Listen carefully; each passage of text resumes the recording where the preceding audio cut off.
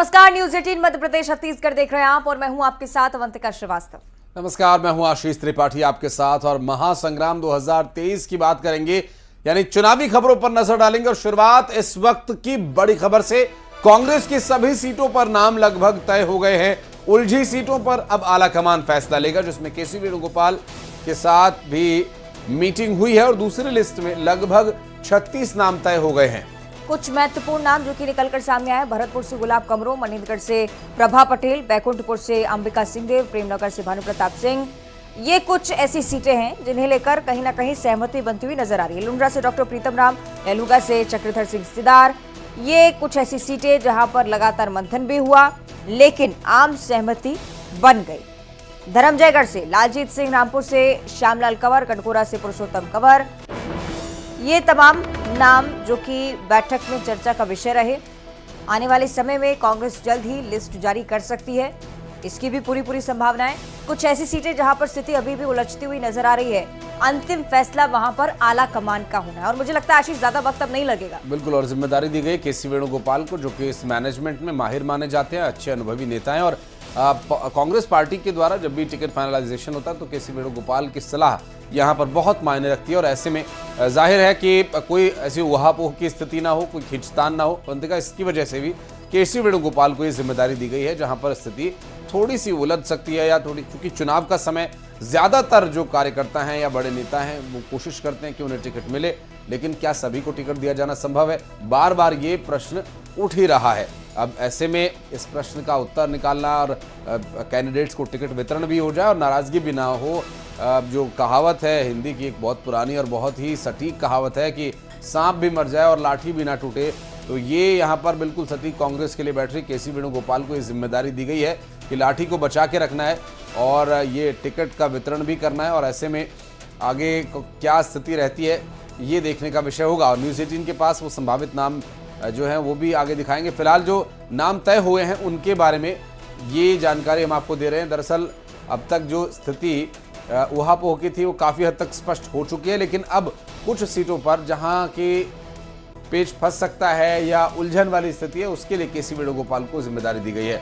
जो 36 नाम लगभग तय हुए हैं उसके बारे में बताया जा रहा है कि गुलाब कमरों को भरतपुर से मैदान में उतारा गया, मनेन्द्रगढ़ से प्रभा पटेल, बैकुंठपुर से अंबिका सिंहदेव, प्रेमनगर से भानु प्रताप सिंह, भटगांव से पारसनाथ राजवाड़े, रामानुजगंज से अजय तिर्की, लुंड्रा से डॉक्टर प्रीतम राम, लहलूगा से चक्रधर सिंह सिदार, सारंगढ़ से पद्मा मनहरिया उत्तरी जांगड़े और धर्मजयगढ़ से लालजीत सिंह, रामपुर से श्यामलाल कंवर, कटघोरा से पुरुषोत्तम कंवर, लोरमी से थानेश्वर साहू। ये वो नाम है जिनमें की सहमति बन गई है लगभग, लेकिन आगे की स्थिति भी और स्पष्ट हो। जिस तरह से अब तक सीटों पर मंथन करके टिकट्स फाइनल किए गए हैं, उसी तरह से यहाँ पूरे तालमेल और आम सहमति के साथ ये हो पाए।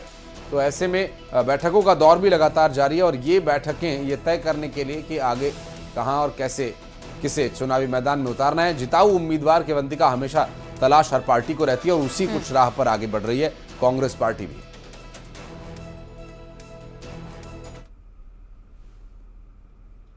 और चलिए अब चर्चा करेंगे छत्तीसगढ़ बीजेपी की। बहुत महत्वपूर्ण दिन 20 अक्टूबर का होने वाला है, क्योंकि एक बार फिर से केंद्रीय गृह मंत्री अमित शाह छत्तीसगढ़ के दौरे पर आ रहे हैं। जगदलपुर और कोंडागांव में चुनावी सभा करेंगे। आदिवासी वोटर्स को साधने की कवायद नजर आती हुई 16 अक्टूबर को राजनांदगांव आए थे अमित शाह। उस दौरान भी तमाम बड़ी बातें कांग्रेस पर निशाना साधते हुए कही थी। 20 अक्टूबर को क्या कहते हैं इस पर भी नजर रहेगी। हालांकि 4 दिन में केंद्रीय गृह मंत्री अमित शाह का ये दूसरा दौरा बहुत ज्यादा गंभीरता भी स्पष्ट करता है पार्टी की। और बस्तर संभाग की उन 12 सीटों पर फोकस होगा खास करके, और जो पहले चरण में मतदान के दायरे में आएंगी। और जिस तरह से अवंतिका आपने पिछले दौरे का, पिछली सभा का जो जिक्र किया, जिसको कि परिवर्तन संकल्प महासभा नाम दिया गया था, और उस सभा से, मंच से जिस तरह से आक्रामक तेवर दिखाए थे अमित शाह ने और अपने चिर परिचित अंदाज में उन्होंने कांग्रेस की सरकार को घेरा था, एक बार फिर 20 अक्टूबर को अमित शाह छत्तीसगढ़ के दौरे पर आ रहे हैं।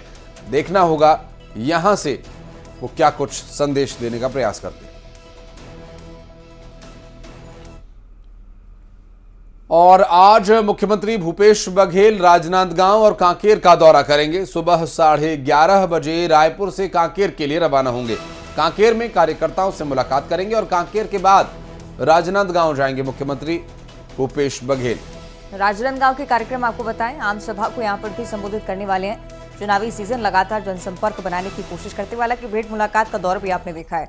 जब जब जिले में पहुंचते हैं उसी तरह का उत्साह और उसी प्रकार के जोश के साथ जनता मुख्यमंत्री का स्वागत करती है। आज भी ये दो मुख्य कार्यक्रम कांकेर और राजनांदगांव के लिए साझा किए गए हैं। कांकेर जहां पर दौरा कार्यकर्ताओं से मुलाकात करना है, आम सभा को भी संबोधित करेंगे। और राजनांदगांव पूर्व मुख्यमंत्री रमन सिंह का एक गढ़ माना जाता है, जहां पर पहुंचकर कांग्रेस के तमाम बड़े नेता ये चाहते हैं कि जनता को साध सके, बातचीत हो सके जनता से और कहीं ना कहीं चुनाव पर प्रभाव पड़े, इसका प्रयत्न पार्टी लगातार करती हुई।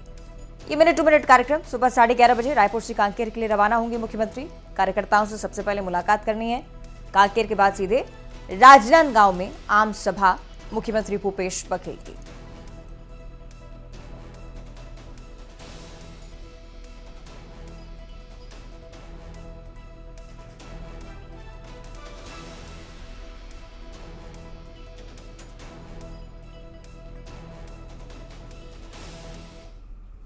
और छत्तीसगढ़ के लिहाज से एक और बड़ी जानकारी, आज असम के सीएम हिमंत बिस्वा शर्मा छत्तीसगढ़ के दौरे पर आ रहे हैं। कवर्धा और लोरमी में सभा को संबोधित करेंगे। सुबह करीब 11:30 बजे रायपुर पहुंचने का इनका एक खास कार्यक्रम। दरअसल रायपुर में शर्मा एयरपोर्ट से ही हेलीकॉप्टर से कवर्धा के लिए रवाना होंगे। बीजेपी प्रत्याशी विजय शर्मा के साथ रोड शो में वे शामिल होंगे। दोपहर 3 बजे कवर्धा से लुरमी पहुंचेंगे और विजय विश्वास सम्मेलन में वे शामिल होंगे। बीजेपी के प्रदेश अध्यक्ष अरुण साव भी इस दौरान उनके साथ मौजूद रहेंगे और लोरमी में आम सभा को भी संबोधित करने वाले हैं हिमंत बिस्वा शर्मा। और भारतीय जनता पार्टी के प्रचार के लिए यहां इन सभी की जिम्मेदारी लगाई गई, जिसमें कई केंद्रीय मंत्री, कई बीजेपी शासित प्रदेशों के मुख्यमंत्री, जिसमें से हिमंत बिस्वा शर्मा भी एक शख्स हैं, एक चेहरा है। और भारतीय जनता पार्टी के प्रचार के लिए ये आ रहे हैं छत्तीसगढ़। रायपुर एयरपोर्ट से हेलीकॉप्टर से ही वे कवर्धा के लिए रवाना होंगे और बीजेपी प्रत्याशी के लिए रोड शो करेंगे।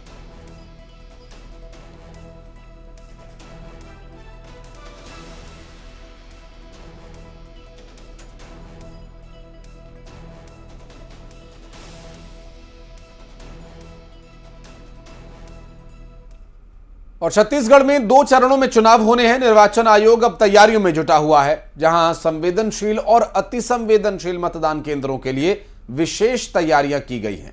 तो आपको बताएं कि 10 हेलीकॉप्टर चुनावी काम में लगाए गए हैं। 20 विधानसभा में 600 कंपनियां तैनात की गई हैं। 150 मतदान केंद्र ऐसे हैं जो कि संवेदनशील हैं, खासतौर पर नजरें आयोग की इस पर रहेंगी। साथ ही साथ मॉनिटरिंग के लिए भी खास व्यवस्थाएं इस बार छत्तीसगढ़ विधानसभा चुनाव की हम बात करें, कई मतदान केंद्र जहां पर खास व्यवस्था की गई है। 10 हेलीकॉप्टर्स चुनावी कार्य के लिए मिले हैं। 600 कंपनियां 20 विधानसभा क्षेत्रों में तैनात रहने वाली हैं। 150 मतदान केंद्र संवेदनशील, जहां पर पैनी निगरानी होगी। और अति संवेदनशील कुछ क्षेत्र रहेंगे, उसके बारे में भी डिटेल्स आपको आगे बताएंगे। और ये जो तैयारी विधानसभा चुनाव की चुनाव आयोग के द्वारा की जा रही है, ये पहले चरण के लिए, जो कि ज़्यादातर जो सीट्स हैं इसमें 20 सीट में से कुछ नक्सल प्रभावित क्षेत्र में भी आती हैं। इसके लिए यहाँ पर ये विशेष और अतिरिक्त इंतजाम किए गए हैं। खासतौर पे जो प्रथम चरण में हमारे 20 विधानसभा क्षेत्र है, उसमें हमारे 5 जिलों के जो कुछ मतदान केंद्र है वो बहुत अति संवेदनशील माने जाते हैं। और उसमें जो अति संवेदनशील के तारतम्य में बहुत व्यवस्था की है। खास तौर पे जो एरिया डोमिनेशन हो या हमारे उस क्षेत्र के मतदान केंद्र की सुरक्षा हेतु सेंट्रल आर्म रिजर्व फोर्सेस भी पर्याप्त मात्रा में प्राप्त हुई है।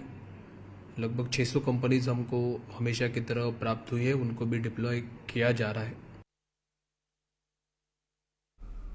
और अब बात करेंगे छत्तीसगढ़ के पूर्व सीएम रमन सिंह की, जिन्होंने एक बार फिर से कांग्रेस पर हमला बोला है। उन्होंने राजनांदगांव में कांग्रेस पर बाहरी को प्रत्याशी बनाने का आरोप लगाया है। रमन सिंह ने कहा कि कांग्रेस के पास प्रत्याशी नहीं है, उन्हें बाहरी को उम्मीदवार बनाना पड़ा है। पार्टी में अंदरूनी कलह की उन्होंने बात कही। उन्होंने कहा कि बीजेपी की तीसरी सूची पर कहा कि वो कभी भी जारी हो सकती है और कांग्रेस पार्टी पर निशाना साधना वे नहीं भूले।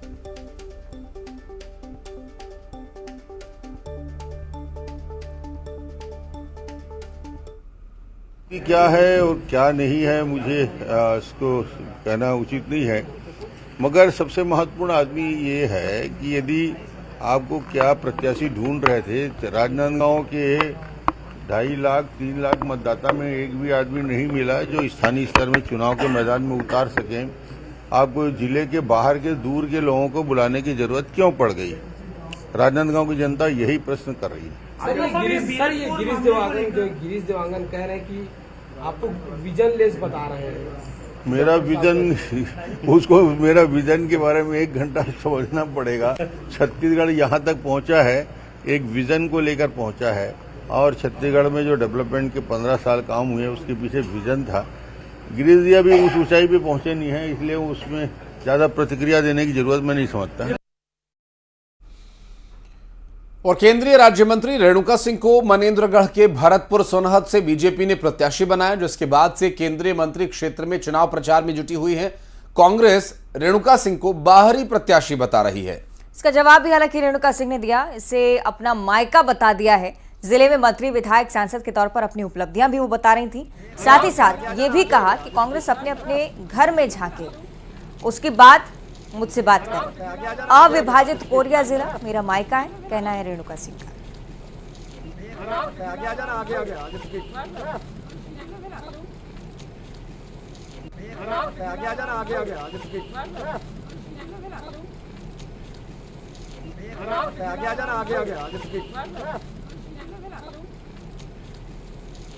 कोरिया मेरा मायके है। जनकपुर में मेरे पिताजी नौकरी किए हैं। बनास नदी में रेणुका सिंह नहाई है। मैं कई बार इस क्षेत्र में आती रही हूँ। प्रभारी मंत्री के रूप में मैंने काम किया है। महिला बाल विकास समाज कल्याण मंत्री के रूप में मेरी उपलब्धियां हैं। आज केंद्रीय राज्य मंत्री के रूप में मैंने कई काम किए हैं। प्रदेश की 12 वो जनजातियां जो 32 वर्षों से जनजाति की सूची में शामिल होने के लिए लालायक थी, वो एक पवित्र और बड़े काम को मैंने किया है। ये जो भरतपुर सोनहत है, यहाँ की जनता न मुझसे अनभिज्ञ है और यहाँ की समस्याओं से मैं पूरी तरीके से अवगत हूँ। ये मेरी मिट्टी है, यहाँ के हवा पानी ने मुझे ऊर्जा दिया है। और इस बीच खबर मनेंद्रगढ़ से है। बीजेपी उम्मीदवार का बयान सामने आया। बात करें रेणुका सिंह की ही। खुले मंच से एक बयान दिया है, जो मेरे कार्यकर्ता की एक उंगली काटेगा, एक हाथ काटकर दूसरे हाथ में देना जानती हूँ। दरअसल इसमें कहा गया कि जब मंडल अध्यक्ष थी, मेरे ऊपर 12 केसेस लगे हुए थे, 12 केसेस लगे थे, 200 धाराएं लगी हुई थी। खुले मंच से एक बड़ा बयान।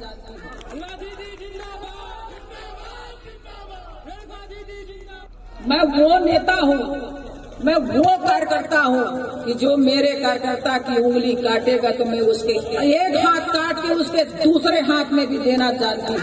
दीदी जिंदाबाद, दीदी जिंदाबाद, जिंदाबाद, जिंदाबाद। हमें किसी के कहने से नहीं डरना है। हमें ऐसे आतताई, ऐसे अत्याचारी, ऐसे भ्रष्ट सरकार को उखाड़ फेंकना है, जिसके लिए हमें बहुत कठिन मेहनत करने की जरूरत है। जिंदाबाद, जिंदाबाद, जिंदाबाद। अवंतिका, अक्सर चुनावी समय में इस तरह की एग्रेशन वाले बयान देखने को मिलते हैं, लेकिन रेणुका सिंह चूंकि केंद्रीय मंत्री भी हैं और भारतीय जनता पार्टी की कद्दावर नेता भी हैं, और इस तरह की बयान मंच से किसी भी नेता को देने से बचनी चाहिए, हिंसक बातों से। हालांकि ये प्रतीकात्मक बातें हैं, ये प्रतीकात्मक रूप से कहा गया हो सकता है, लेकिन इस तरह के बयान चुनावों में अक्सर देखने को मिलते हैं। नेताजी भूल जाते हैं कि वो कहाँ खड़े हैं और क्या कह रहे हैं। माँ भगवती, माँ भवानी, माँ जगदम्बा, माँ महामाया। और दुर्ग से एक बड़ी खबर आपको बता दें, अस्पताल में मरीज के हाथ पांव बांधे जाने का मामला सामने आया। जिला अस्पताल में एक अमानवीय चेहरा दिखाई दिया, जहां मरीज के हाथ पांव बांधा गया और परिजनों के साथ मारपीट की गई।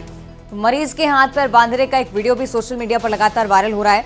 मरीज के परिजनों की पिटाई का भी वीडियो सामने आया है। मरीज को जमीन पर लिटाने को लेकर यह विवाद शुरू हुआ था। विवाद इतना बढ़ा कि मारपीट होने लगी परिजनों के साथ। तस्वीरें आप देखिए, इस मरीज के हाथ पैर बांध दिए गए, मामला बढ़ता ही चला गया। तस्वीरें आप देखिए, जिला अस्पताल का ये पूरा मामला। दुर्ग से तस्वीरें हम आपको दिखा रहे हैं। मरीज के हाथ पैर बांधे गए, इससे पहले उसे जमीन पर लिटाया गया और इसी को लेकर परिजनों में भारी आक्रोश था। आक्रोश इतना बढ़ा, अस्पताल के स्टाफ के साथ परिजनों की मारपीट हुई। और अस्पताल के स्टाफ ने देखिए किस तरह से यहाँ पर मारपीट की है। वहाँ मौजूद मेल फीमेल दोनों गार्ड्स और हॉस्पिटल के कुछ और स्टाफ ने परिवार के लोगों के साथ मारपीट की।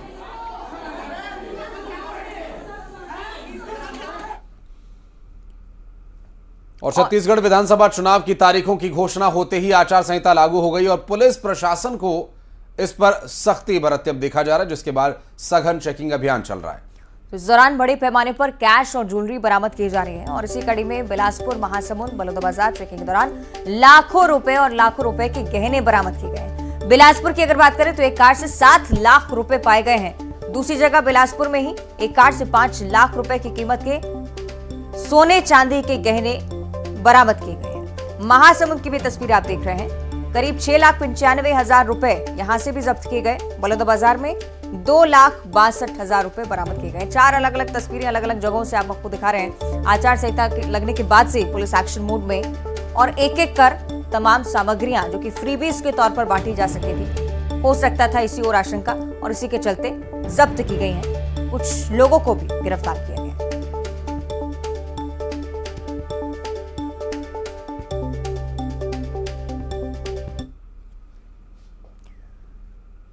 और अगली खबर 50 लाख के अवैध कबाड़ से जुड़ी हुई है। जब्त किया जा चुका है इस कबाड़ को। मनेंद्रगढ़ पुलिस का एक बड़ा एक्शन। 50 लाख का अवैध कबाड़ पुलिस ने पकड़ा है। 3 आरोपियों को पुलिस ने गिरफ्तार किया। कबाड़ से 3 गाड़ियां भरी हुई थी। गोदाम को सील कर दिया गया है। इन तीनों गाड़ियों को पुलिस ने जब्त किया है। सिटी कोतवाली मनेंद्रगढ़ की तरफ से ये बड़ी कार्रवाई।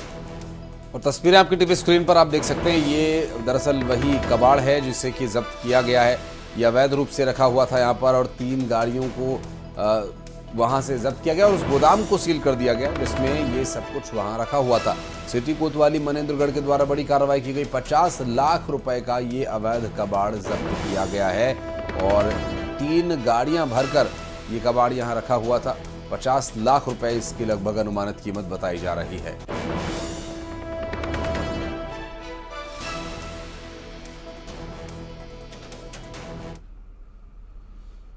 और बालोद से एक बड़ी खबर आपको बता दें, जहां चलती कार में अचानक आग लग गई और धू धू कर गाड़ी जलने लगी। आपको बता दें कि जलने की गंध आने पर गाड़ी से उतरकर लोगों ने अपनी जान किसी तरह से बचाई और कोतवाली थाना इलाके की ये दुर्घटना बताई जा रही है। जो लोग कार में सवार थे उस वक्त जब उन्हें हल्की जलने की गंध महसूस हुई तो कार रोककर वे कार से उतरे और उसके बाद कार में आप देखिए कितने भयानक तरीके से आग की लपटें उठ रही हैं। काला स्याह धुआं यहाँ उठ रहा है और आग लगने की घटना से ठीक पहले जलने की कुछ गंध कार में बैठे हुए लोगों को आई और फौरन उन्होंने तत्परता दिखाते हुए कार से उतरकर अपनी जान बचाई।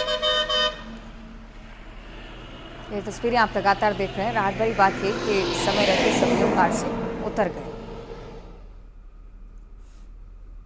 और इसी के साथ इस बुलेटिन में इतना ही। खबरों का सिलसिला आगे भी जारी है। वक्त एक छोटे से ब्रेक का।